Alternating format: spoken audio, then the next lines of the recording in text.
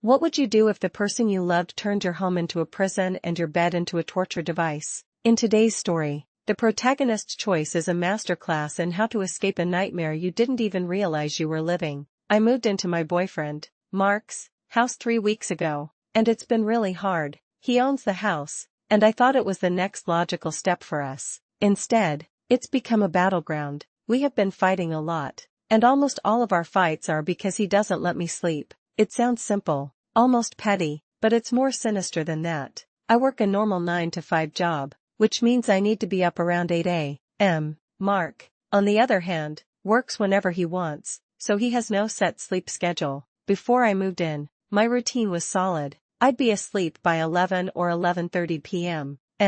To be rested for work. Trying to compromise, I agreed to push that to 12 or 12:30 a.m. But for Mark, that's just the start of his night. There are nights he doesn't come to bed until 4, 5, 6, or even 7 in the morning. Initially, I was sleeping in the master bedroom, but he would go in and out constantly, disrupting me until I'd snap and yell at him. He'd always have an excuse. Give me 10 minutes and I'll be in bed, he'd promise, but hours would pass, and he'd still be up, making noise in the kitchen or the living room. When I'd complain, he'd just say, "You can go to sleep without me." But the problem was that all his things were in the master bedroom, so he claimed he needed to go in and out, making it impossible for me to rest. At this point, it was becoming clear, as one commenter later pointed out, that sleep deprivation is a classical form of abuse. My exhaustion was making me question my own judgment. I tried moving to the guest room, hoping for some peace.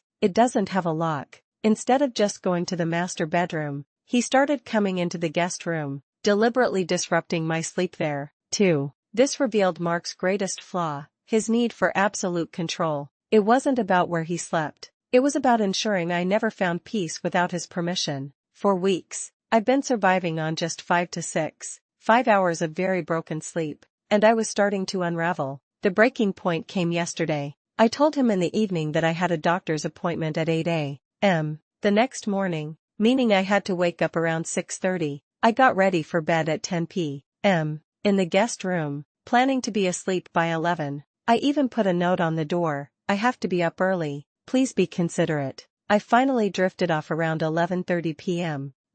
With my eye mask on, a fan humming for white noise, and a sleep podcast playing. It was a fortress of tranquility, but he invaded it. He came in 3 separate times while I was sleeping, waking me up each time. He was drunk. He turned on the light and pulled up my eye mask. Each time, I begged him to let me sleep, reminding him I had to be up in just a few hours. His response was to escalate. He started making loud noises in the hallway, yelling that he was having 8 strippers over and making crude, sexual noises. That's when I broke. "I'm leaving," I yelled, my voice cracking. "I just want to sleep. Why won't you let me sleep?" I collapsed onto the floor, crying on my hands and knees, completely defeated. He immediately switched tactics. I'm sorry, I was just playing. I'm a jerk," he said, his voice suddenly sober and contrite. As another observer would later wisely note, this is part of the cycle. You try to set perfectly reasonable boundaries,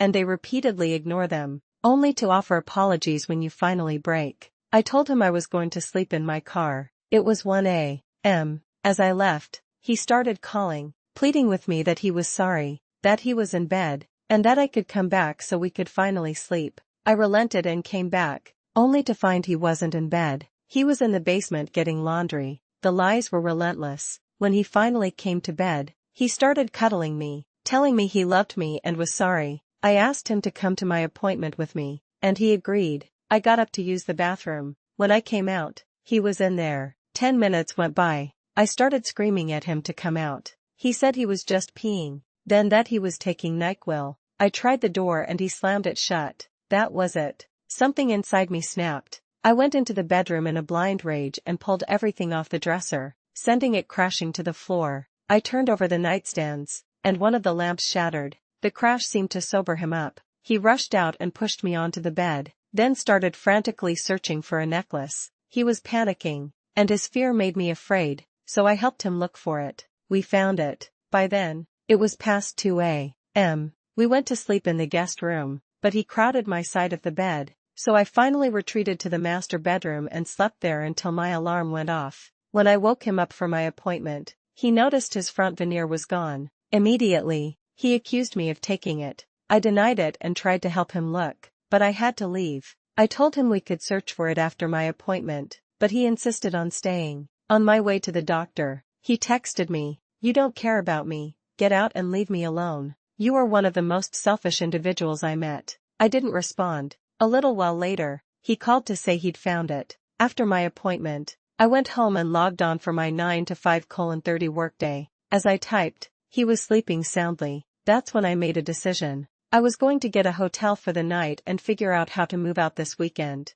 I felt horrible for breaking his lamp, but I couldn't take the constant sleep deprivation anymore. The clarity that came with that decision was overwhelming. I realized how much I had been doubting myself, even questioning my own sanity. That evening, I logged off work early, telling my boss I wasn't feeling well. I checked into a hotel, but not the closest one. I had a feeling he might look for my car. Then, for the first time in weeks, I went to sleep. Looking back, the red flags were everywhere. This is a different relationship than ones I've had before. I only started dating Mark in February 2024. By the end of May, after just a few months, he proposed with a stunning ring. Mark made these grand gestures, offering rings and property deeds, completely unaware that these very attempts to trap me were the red flags that would ultimately fuel my escape. I told him it was too soon, wore the ring for a day, and gave it back, saying I wanted us to live together first. He had been respectful before I moved in. When I would stay over, he'd use headphones and be quiet if I went to sleep before him. The cruelty only started once I was living in his house. He even offered to put me on the deed to the house, which I declined. He has a safe where he keeps cash and was dodgy about whether there was a gun inside. He asked if I wanted the code, and I said no, wisely predicting I didn't want to be accused if anything went missing. My intuition was screaming at me, and I should have listened sooner. I slept for 11 solid hours that night in the hotel. It felt incredible. I called my parents, who live 5 hours away, and told them everything. My dad offered to pick me up the next day. I'm staying with them for at least a few weeks. I plan to break up with Mark, but only after I'm a few states away. If he shows up at my parents' house, we're calling the police. I finally broke up with him over the phone, and his reaction was exactly as I feared. He began leaving a barrage of voicemails. He accused me of sneaking into his house the day after Christmas, sleeping in his bed until 2 p.m., and stealing $10,000 and a green bag. I was hours away, in a different state, and have 8 people who can verify where I was. He has a Ring camera that would prove I wasn't there, but the delusion was easier for him. Here, Mark's true nature was laid bare. Faced with losing control, his immediate reaction was to rewrite history, painting himself as the victim and me as the villain. It was a classic, desperate tactic of an abuser losing his grip. The voicemails got darker. One said he thought about ending it all on Christmas because I was so selfish for leaving him alone. Another warned, "Good luck finding your clothes." He started telling our mutual friends that I was a prostitute because I had stayed in a hotel. I still haven't gotten my things back. The thought of seeing him again makes it hard to breathe.